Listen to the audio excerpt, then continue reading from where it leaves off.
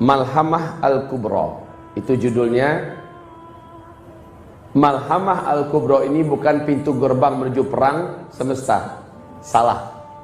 Malhamah Al-Kubra inilah perang terbesar sepanjang alam semesta dan perang penutup. Tidak ada lagi perang setelah itu. Malhamah Al-Kubra adalah perang paling terakhir. Baik kaum muslimin yang kami muliakan, hanya saja peperangan ini terjadi antara dua kubu saja. Perang antara umat Islam yang militan di bawah pimpinan Imam Al-Mahdi dengan mujahidin terbaik dari seluruh dunia yang merapat dalam barisan beliau, melawan pasukan terpilih, pasukan terbaik dari seluruh Eropa dan Amerika. Jumlah pasukan itu ada 80 bendera.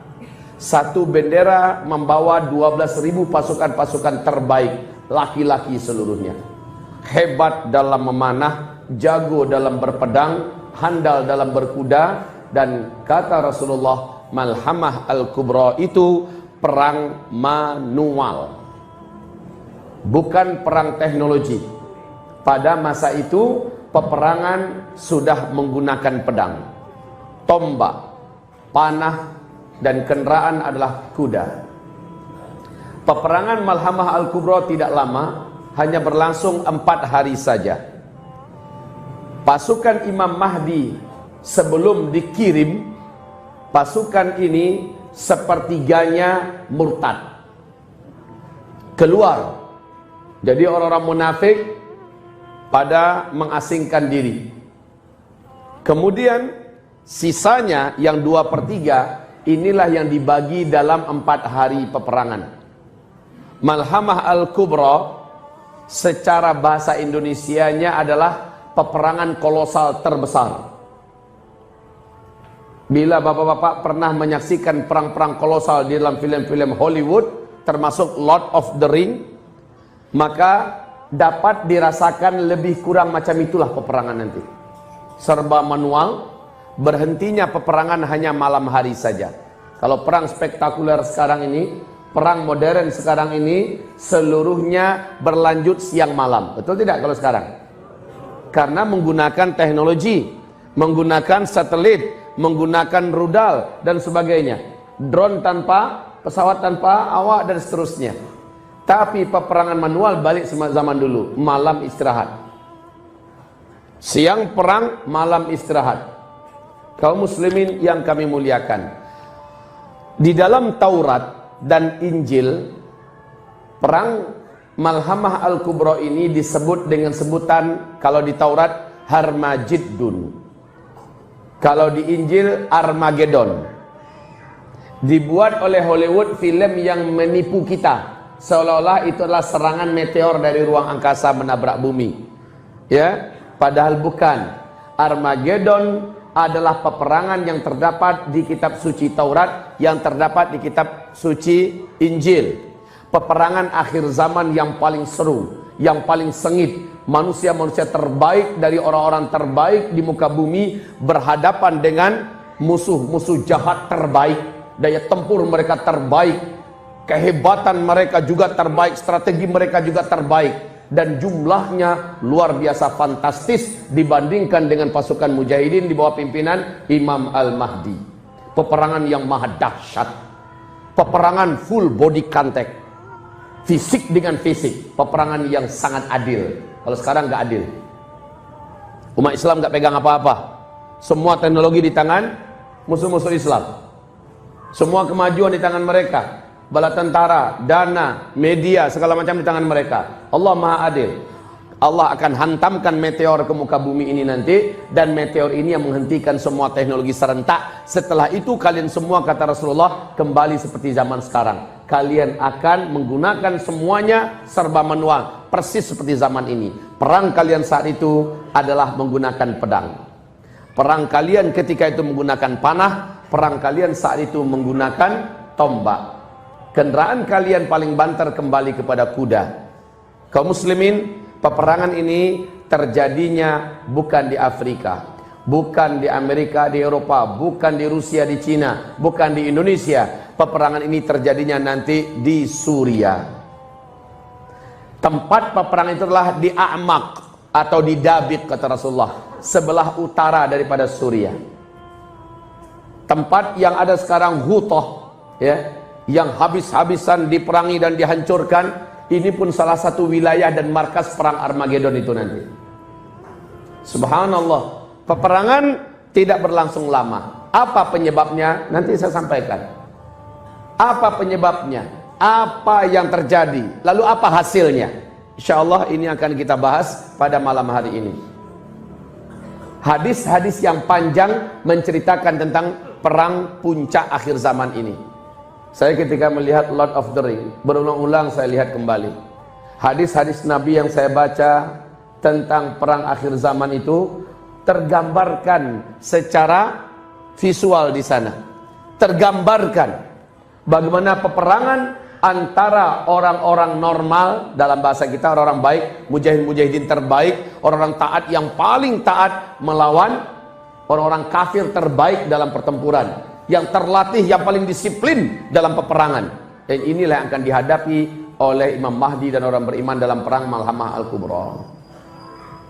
Sebagai pengantar, spidol kita ada? Ya. Mohon perhatikan ke whiteboard baik-baik. Saya ingin memberikan gambaran di posisi mana perang Armageddon tersebut. Nabi mengatakan kita ada berapa fase? Ada berapa fase? Kita menjalani di kehidupan dunia ini 5 fase. Saya buat kecil-kecil saja. Fase pertama, umat Islam dipimpin oleh Nabi Muhammad SAW. Fase ini telah selesai. Lalu fase kedua, umat Islam dipimpin oleh para khulafaur rasyidin. 30 tahun lamanya. Fase ini juga telah selesai. Fase ketiga, ini yang paling panjang, umat Islam dipimpin oleh para khalifah yang menggunakan sistem kerajaan. Ini adalah fase ketiga, lamanya 1227 tahun. Ini sudah selesai dengan runtuhnya khilafah Islamiyah Al-Utsmaniyah di Turki. Fase ketiga. Sekarang kita di fase keempat. Nah ini, lihat baik-baik. Sekarang kita sedang ada di fase keempat.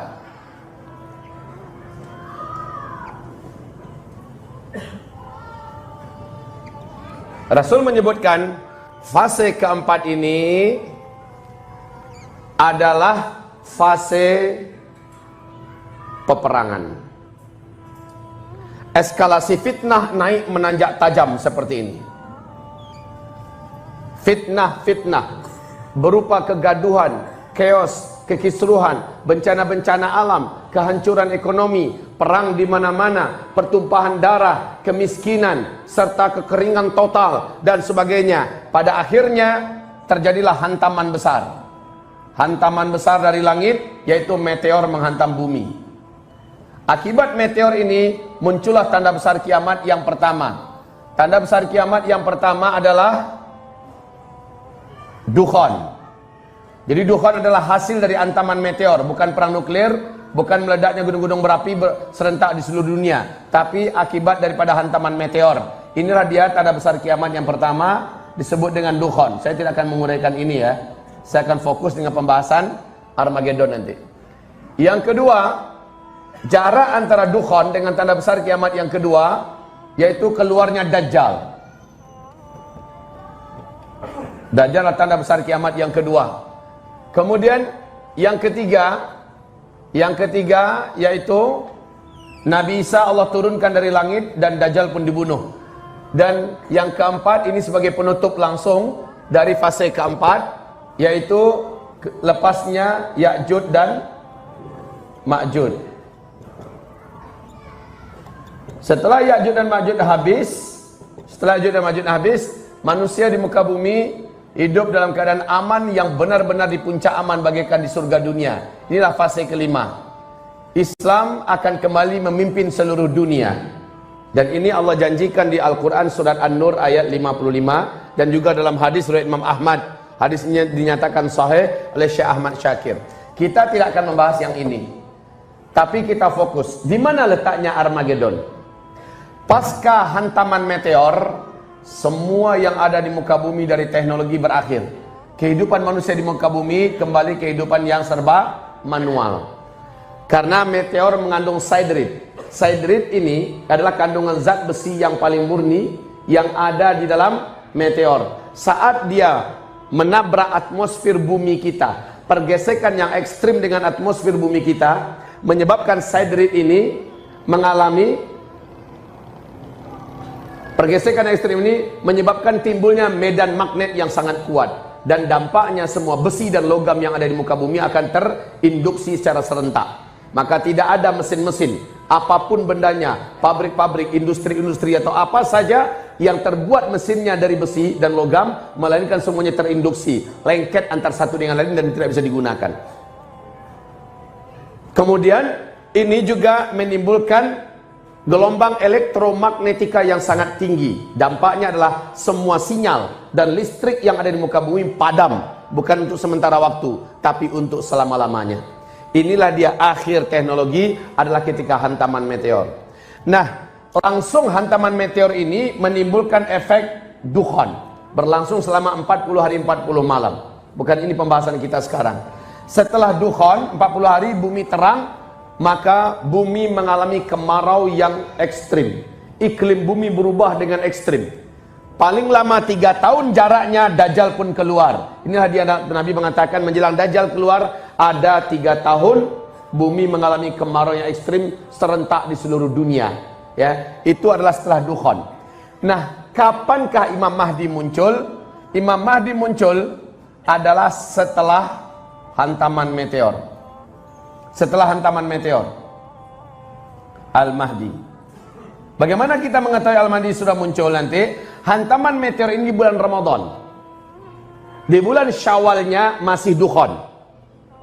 Di bulan Zulqa'dah terjadi kekacauan dan perselisihan yang sangat hebat di tubuh kerajaan Arab Saudi dalam bentuk perang dan perang, keamanan tidak terjaga. Bulan Zulhijjahnya jamaah haji dibantai di Mina.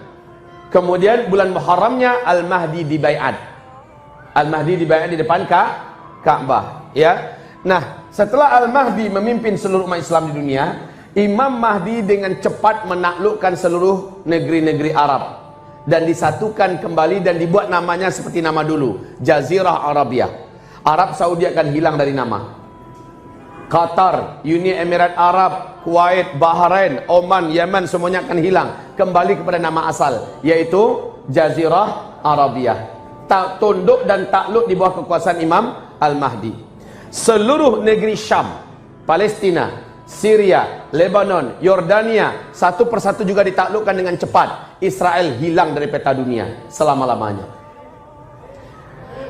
Imam Al-Mahdi ini memimpin pertempuran dengan sebaik-baiknya kepemimpinan.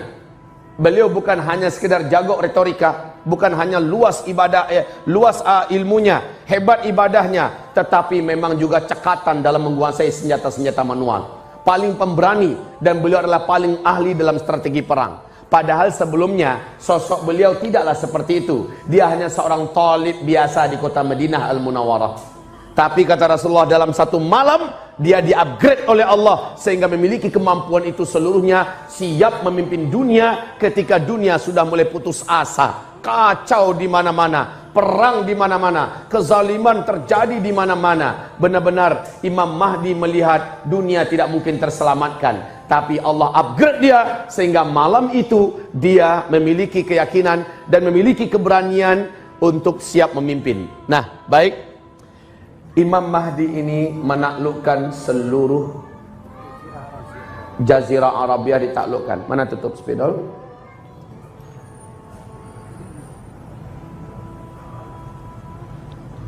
Seluruh Jazirah Arab ditaklukkan, seluruh negeri Syam ditaklukkan. Lalu kemana lagi?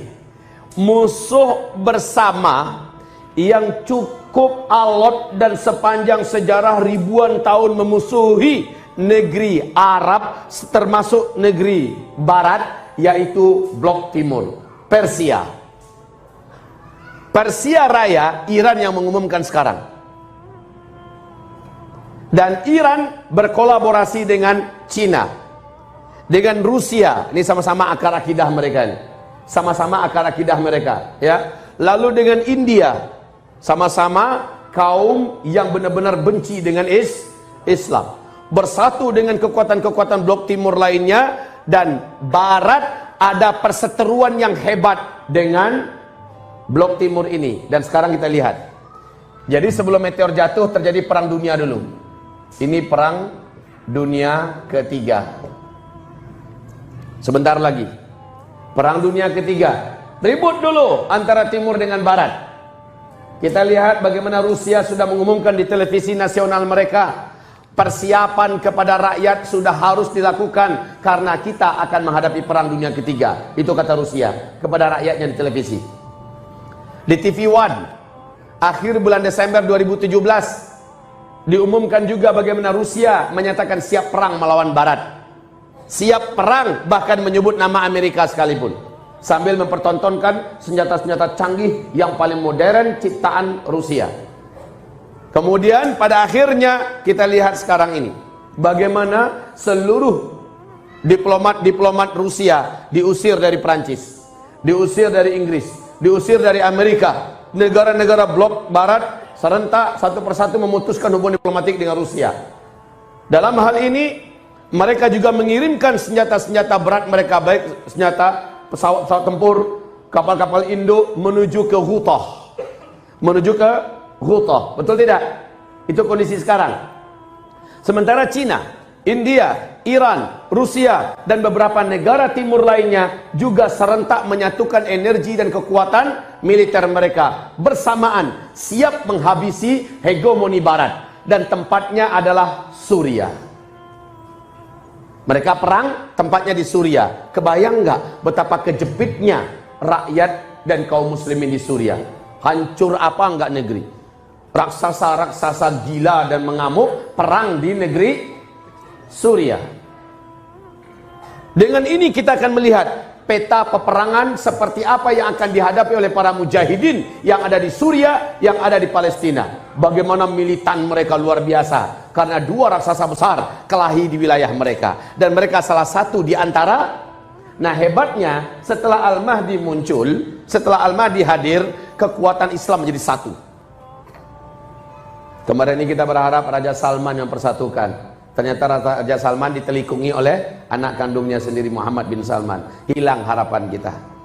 Kita berharap Erdogan yang mempersatukan. Sayang Erdogan bukan orang Arab. Ya. Sementara setidak-tidaknya Erdogan masih memberikan secercah harapan. Nah, wallahu alam, akan seperti apa akhir hayat Erdogan? Apakah dia dibunuh atau bagaimana? Yang jelas dialah kebanggaan kita saat ini. Betul tidak? Tapi saya tidak yakin Erdogan akan berumur panjang. Orang semacam ini paling dikhawatirkan umurnya panjang. Orang semacam ini paling ditargetkan untuk dihabisi dan dibunuh. Apakah dia dimaksud menjelang Al-Mahdi keluar akan terbunuh terlebih dahulu seseorang yang berjiwa bersih, berhati mulia, sangat cinta kepada Islam dan membangkitkan izah dan kemuliaan kaum muslimin, dibunuh terlebih dahulu. Kematiannya marah orang-orang beriman satu muka bumi, dan marahlah malaikat-malaikat yang ada di langit. Setelah kematiannya Al-Mahdi pun dibaiat di depan Ka'bah. Apakah Erdogan orangnya? Allahu a'lam. Saya tidak berani memastikan. Ataukah hadis yang sahih ini yang dimaksud Zakir Naik sekarang? Allahu a'lam. Saya pun tidak berani memastikan. Yang pasti adalah bahwa persatuan Arab tidak akan terjadi kecuali hanya di tangan Imam Al-Mahdi. Saat Arab sudah menyatu, orang-orang beriman di seluruh dunia, apalagi orang-orang beriman Arab itu militannya Pak, nggak ada apa-apanya militansi kita. Orang Arab itu kalau sudah militannya luar biasa. Tapi insya Allah akan ada orang terbaik dari kalangan orang Melayu, orang Jawa, orang Indonesia yang akan bergabung menjadi bala tentara Imam Mahdi nanti. Ya, kita teriakkan dengan iman Allahu Akbar, tapi pantaskan diri kita untuk layak dan pantas dipanggil oleh Allah agar menjadi tentara beliau. Karena tentara Imam Mahdi adalah manusia yang paling kuat imannya di akhir zaman. Manusia yang paling sempurna ketaatannya kepada Allah Subhanahu wa taala. Manusia yang paling sempurna cintanya kepada Islam, dan mereka membuktikan dengan meninggalkan semuanya dan bergabung dengan Imam Mahdi. Saat itu barat melihat kekuatan umat Islam betul-betul sudah real. Setiap pertempuran umat Islam yang dipimpin oleh Imam Mahdi seluruhnya dimenangkan oleh Imam Mahdi dan para mujahidin. Kemudian Imam Mahdi mengajak pergi ke Khurasan. Semua Khurasan termasuk Iran ditaklukkan oleh Imam Al-Mahdi. Maka Barat melihat inilah yang paling pantas jadikan mitra untuk perang melawan Timur. Maka kata Rasulullah, blok Rum akan mengajak kalian melakukan perjanjian damai. Kalau ada kalimatnya melakukan perjanjian damai, berarti ada keributan yang serius terlebih dahulu antara Islam dengan Barat. Dan inilah dia, ketika Trump dengan nekat memaksakan diri untuk mengumumkan bahwa Yerusalem adalah ibu kota Israel, dari sini ketegangan antara Islam dengan Barat sudah semakin ada di puncaknya. Sombongnya Amerika, angkuhnya Yahudi, inilah akhir daripada masa-masa jaya mereka. Tak lama lagi insya Allah umat Islam yang militan dari seluruh dunia akan Allah kumpulkan di sana di bawah bendera Imam Al-Mahdi. Lalu akhirnya Israel dihilangkan dari peta dunia. Setelah itu, setelah Israel habis, Al-Mahdi, maaf sebentar ada yang terputus tadi, ketika Al-Mahdi diajak bergabung oleh Barat, ngapain memerangi blok timur? Lalu kalian, kata Rasulullah, akan memerangi blok timur, musuh bersama kalian, Rusia, Cina, India, Iran, dengan semua kekuatan-kekuatan lainnya sebelah timur yang akar akidah mereka hampir sama. Ini yang menjadi musuh bersama, dan Allah akan menangkan kamu melawan mereka. Nah, setelah kemenangan ini, di A'maq atau di Dabiq, kaum salib mengibarkan bendera. Bendera yang sangat besar, naik ke atas bukit sambil mengibarkan bendera, naik ke atas bukit. Apa katanya? Yahya salib, Yahya salib. Dalam hadis bahasanya begitu ya. Artinya apa? Perang besar ini dimenangkan oleh salib. Perang besar ini dimenangkan oleh salib. Kurang ajar. Dia mengumumkan bahwa kemenangan itu karena kemenangan salib. Maka marahlah beberapa batalion dari pasukan-pasukan utama Imam Mahdi. Lalu terjadilah pertempuran. Pertempuran ini dengan cepat dikalahkan pasukan Rum yang ada. Lalu diculiklah, ditangkap dan ditawan orang-orang terbaik dari kalangan mereka. Selama jadi tawanan, mereka ternyata tersentuh Islam dan masuk ke dalam Islam. Lalu merekalah yang akhirnya menjadi mata-mata, membongkarkan rahasia-rahasia pasukan salib. Dan merekalah yang dikhawatirkan oleh pasukan salib yang besar ini. Maka mereka datang membawa 80 bendera. Untuk apa? Meminta agar serahkan kembali tawanan-tawanan perang yang kalian tangkap dari pasukan kami. Lalu orang-orang yang sudah masuk Islam dari pasukan kami yang kalian tawan, ternyata ditawan oleh kaum muslimin, tawanan ini masuk Islam. Dan setelah masuk Islam, merekalah yang menjadi manusia-manusia terbaik untuk menghancurkan dan memberikan, membocorkan, membeberkan seluruh seluk-beluk kekuatan Barat. Dan ini sangat mengkhawatirkan. Sebagaimana mereka juga bisa menginfiltrasi pasukan Romawi kembali. Jadi mereka minta, serahkan pada kami, kami mau bunuh mereka. Apa kata para mujahidin di bawah pimpin Imam Mahdi? No way. Kami tak akan serahkan saudara kami yang sudah beriman.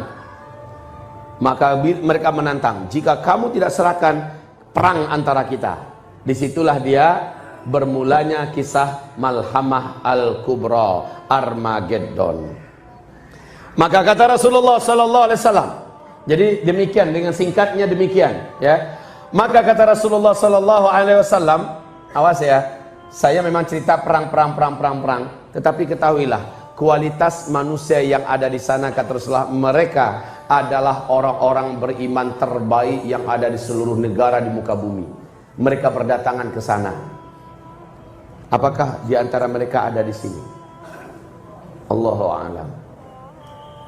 Syaratnya mereka fanatik dengan gaya hidup para sahabat, ahli Quran.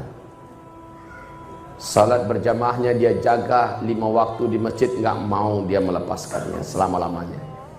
Ahli tahajud. Mereka sangat cinta dengan Islam dan membuktikan cinta itu dengan bela Islam setiap ada momen dan kesempatan. Mereka berkorban dengan hartanya, mengorbankan waktunya, bahkan siap mengorbankan darahnya. Mereka nggak banyak ngomong. Mereka nggak banyak ngomong. Sementara akhlak mereka nampak seperti akhlak generasi terbaik dalam Islam. Ini ciri-ciri orangnya. Padahal bibir dan lidahnya senantiasa, kedua telapak tangannya senantiasa menengadah ke langit, minta izin kepada Allah, panggil hamba ke Syam ya Allah, panggil hamba ke Syam, gabungkan hamba ya Allah dengan para mujahidin terbaik di Syam. Ketahuilah zaman ini, fase keempat ini, kata Rasulullah, fa'alaikum bil jihad. Fase keempat ini, saya bacakan hadisnya lengkap, riwayat Imam Ahmad. Awwalu hadzal amri nubuwatun wa rahmah. Urusan ini dimulai dengan kenabian, dan itu adalah rahmat, kata Nabi.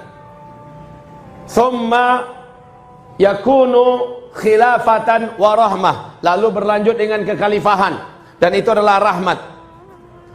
Summa yakunu mulkan wa rahmah. Lalu berlanjut dengan kerajaan-kerajaan. Jadi khilafah dengan sistem kerajaan. Ini paling lama tadi ya. Wa rahmah, itu juga rahmat. Dan di hadis yang riwayat Imam Ahmad dinyatakan sahih oleh Syekh Ahmad Syakir, tidak ada lagi khilafah Islamiyah, tidak ada lagi kekuasaan Islam di muka bumi. Inilah fase keempat. Tapi pada fase ini masih wujud thumma takunu imarah wa rahmah. Kemudian bermunculanlah imarat-imarat. Kita dengar imarat Kaukasus, imarat Mali, imarat Islamiyah yang ada di Afghanistan. Kita dengar imarat-imarat Islamiyah bermunculan di mana-mana. Tapi tidak ada yang berhasil menguasai dunia, hanya sebatas teritorial saja. Kayak di Afghanistan sampai sekarang masih eksis. Kayak di Yaman sekarang masih eksis, ya. Tapi tidak mampu berkembang. Tapi itu adalah rahmat, menunjukkan masih hidupnya ruh iman dan jihad. Lalu kata Rasulullah SAW, fa'al thumma yatakadamuna alaihi takadumal humur. Lalu setelah itu penguasa-penguasa yang menguasai negeri-negeri muslim, termasuk rakyat muslim dari umatnya, yatakadamuna alaihi takadumal humur. Pada saat itu mereka akan saling berlomba-lomba memperebutkan kekuasaan dan jabatan, seperti kuda-kuda jantan yang kelaparan memperebutkan makanan. Inilah dia zaman kita, berebutan kekuasaan. Termasuk di Arab Saudi sekarang. Betul? Perebutan kekuasaan. Thumma yatakadamuna alaihi takadumal humur. Maka kata Rasulullah, fa'alaikum bil jihad. Di hadis yang lain, fa'alaikum bil ghazwi wal jihad. Pada masa itu kata Rasulullah, kalian harus hidupkan jihad. Ini fase keempat. Ini hadis Nabi. Kalau ada yang keberatan, silakan demo Rasulullah. Kalau ada yang tidak setuju, jihad-jihad apa ini Ustaz? Ini adalah fase jihad. Dan jihadnya sebelum fisik adalah jihad politik, jihad media, jihad pendidikan, jihad ekonomi, jihad budaya, jihad pemikiran, jihad ideologi, jihad apapun yang bisa. Sekarang ini adalah masanya fa'alaikum bil jihad. Tapi kata Rasulullah, wa inna afdala jihadikum ar-ribat. Pada fase keempat ini, dari seluruh jihad-jihad yang ada, jihad yang paling utama, jihad yang paling tinggi, jihad yang paling hebat adalah jihad yang ada ribatnya. Nah, ribat ini hanya sebuah istilah dalam perang fisik. Jadi ini perang ekonomi, ini perang politik, ini perang media, ini perang jihad. Dari seluruh jihad itu, yang terutama adalah jihad yang ada ribatnya. Dan ketahuilah kata Rasulullah, wa inna afdala ribatikum asqalan. Tempat jihad terbaik di akhir zaman adalah di negeri Syam, tepatnya di Palestina yang ada daerah Askalannya, kata Rasulullah sallallahu alaihi wasallam. Di hadis yang lain Nabi mengatakan, menjamin sebagaimana kata Muawiyah yang dimaksud oleh Ibnu Yukhamir, bahwa dia mendengar Malik berkata bahwa sesungguhnya jihad manusia-manusia terbaik, orang-orang terbaik di akhir zaman bukan di mana-mana. Innahum bisyam, mereka adanya di negeri Syam. Di penegasan Nabi, wahum bi Baitul Maqdis. Wa aknafi Baitul Maqdis, mereka ada di Baitul Maqdis. Subhanallah. Jadi kaum muslimin, orang yang sedang berperang sekarang di negeri Syam, siapa yang berani mengatakan bahwa mereka adalah para pecundang, bahwa mereka adalah kaum Khawarij? Selain ISIS, siapapun yang berani mengatakan bahwa mereka adalah orang-orang yang ambisius dengan kekuasaan, mereka adalah buat dan sebagainya, semoga Allah busukkan mulut orang itu. Semoga Allah busukkan air liur orang itu. Semoga Allah busukkan hati orang itu. Kecuali dia berkata dalam keadaan jahil, semoga Allah kasih hidayah dia. Semoga Allah tuntun dia. Semoga Allah tunjukkan kepada dia yang sebenarnya sehingga dia berubah. Ini ada dengan sengaja Pak, gembosin umat seolah para mujahidin yang ada di Suriah adalah para pecundang. Para mujahidin yang ada di Suriah adalah orang-orang yang tidak mau untuk tunduk kepada pemimpin dan penguasa. Siapapun yang berkata itu dengan sadar dan sengaja, padahal dia tahu itu adalah hadis-hadisnya tentang Syam. Sampai akhir zaman, Syam adalah negeri terbaik kata Rasulullah SAW. Dan dia tidak mempedulikan hadis-hadisnya begitu banyak. Maka inilah doa tadi, kita aminkan bersama-sama. Amin. Semoga terjadi kepadanya. Semoga Allah tunjukkan akhir hayatnya yang mengerikan. Amin ya rabbal alamin. Manusia terbaik di akhir zaman itu di Syam. Syam, manusia terbaik di akhir zaman adanya di Syam. Allah berfirman dalam hadis qudsi, dan hadis ini sahih. Apa firman Allah? Hai Syam, engkau adalah bumi terbaikku, engkau adalah bumi pilihanku. Masya Allah, ternyata bumi terbaik Allah bukan Mekah, bumi terbaik Allah bukan Madinah. Di akhir zaman, bumi terbaik Allah adalah Syam. Inni uritu fil manami ka'anna amudal kitab untuzi'a min tahti wisadati fa'atba'athu basari fa'idha huwa nurun sati' fa'idha huwa nurun sati'. Aku dikasih lihat seolah-olah ada tiang seperti kitab yang keluar dari bantalku, kemudian naik ke atas bercahaya, lalu dia meluncur, mataku mengiringi kemana dia pergi. Tiba-tiba aku ketahui bahwa dia meluncur menuju negeri Syam. Fa innal imana idza waqa'atil fitan bisyam. Sesungguhnya iman pada hari-hari fitnah terjadi di mana-mana di akhir zaman, iman yang benar ketika itu bukan di Mekah. Iman yang benar ketika itu bukan di Madinah. Iman yang benar ketika itu bukan di mana-mana di muka bumi. Tetapi iman yang benar pada akhir zaman ada di Syam. Sekali lagi, Nabi memuji-muji Syam berulang-ulang. Tuba li Syam, tuba li Syam, tuba li Syam. Para malaikat-malaikat mengembangkan sayap-sayapnya di atas bumi negeri Syam. Lalu Nabi berkata kepada umatnya, fa'alaika bisyam, alaika bisyam, alaika bisyam. Kalian harus menuju ke negeri Syam. Ini siapa? Seperti firman Allah dalam hadis qudsi tadi, engkau adalah bumi pilihanku, bumi terbaikku. Akan masuk kepadamu, akan bergabung dan tinggal di dalam negeri ini hamba-hambaku yang terbaik, kata Allah. Mau jadi hamba-hamba Allah yang terbaik? Mau? Maka datangkan syarat-syaratnya pada diri kita. Datangkan syarat-syaratnya. Jadi hamba-hamba Allah yang terbaik. Fa'alaika bisyam. Maaf, ini termasuk salah satu syarat fisik di samping syarat keilmuan, syarat ibadah, syarat akhlak, syarat wala wal bara yang benar. Syarat fisik, bapak-bapak, saudara juga harus jaga kebugaran fisiknya, kesehatan, dan mesti ahli dan handal menggunakan pedang. Ahli dan handal menggunakan panah, tangkas, sampai ke tingkat sekelas dengan Robin Hood atau kelas-kelas itulah. Harus Pak. Ternyata itu bisa dipelajari. Saya kagetnya luar biasa. Sa'ad bin Abi Waqqas, salah seorang di antara penembak panah yang tercepat dan paling akurat. Dalam 1 detik beliau mampu melepaskan 3 anak panah, dan itu bisa membunuh tembus 3 orang. 1 anak panah itu bisa tembus 3 orang. Betapa kekuatannya. Kekuatan panah mereka itu bisa di atas, bagi mereka standar memanah yang biasanya standar itu adalah 200 meter. Dan itu akurat, akurasinya tepat. 500 meter, 800 meter adalah dengan panah-panah mereka yang dahsyat. Nah, ini dipelajari dalam panahan yang sangat modern sekarang ini. Belum ada yang mampu mengalahkan panahan-panahan Islam. Kenal dengan Lars Anderson? Coach Mihai kenal juga? Sebutkan nama para pemanah yang hebat yang ada di YouTube. Memang cepat sekali Pak, dan tepat semuanya. Mereka ini ternyata mengambil panahan dari sistem panahan Islam dalam sejarah. Masya Allah. Dan sistem panahan Islam itu lengkap, ada manuskripnya, catatan-catatannya di London, di Perancis. Di sana disimpan Pak. Masa lalu Islam dalam masalah panahan ini dahsyat sekali. Itu baru panahan, belum lagi berkuda. Bagaimana umat Islam dalam menguasai kuda. Nanti kata Nabi di zaman Al-Mahdi, ketika penaklukan Konstantinopel, setan naik ke atas bukit dan berkata, "Hei, Dajjal sudah keluar, selamatkan keluarga kalian, karena dia sudah ada di tengah-tengah keluarga kalian."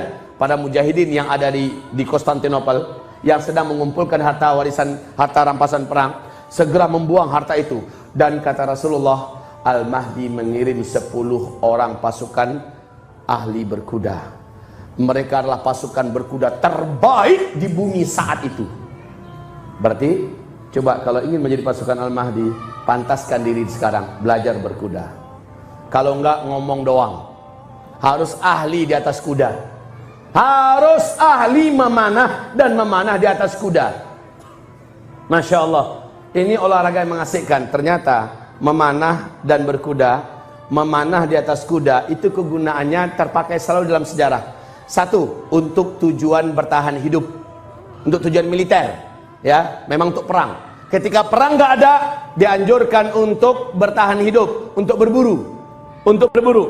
Ketika kita sudah makmur, perang tidak ada, kita sudah makmur. Tujuan ketiga, untuk kepentingan seni, budaya, dan olahraga.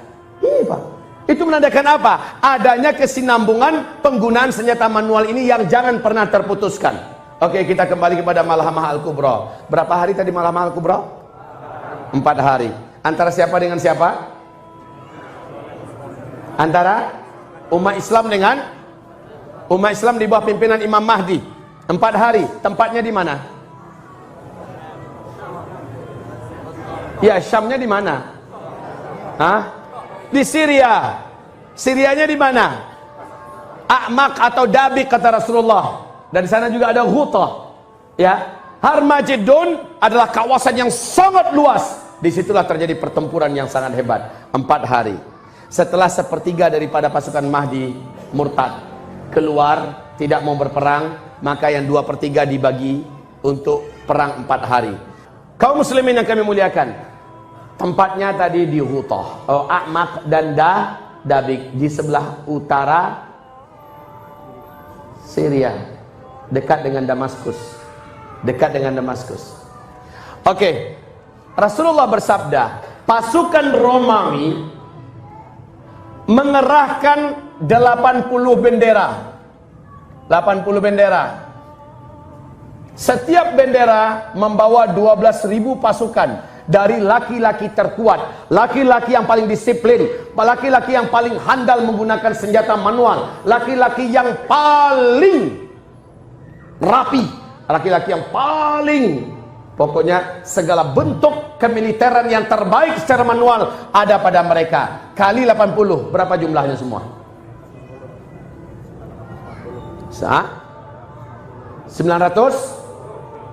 960.000 orang, ya.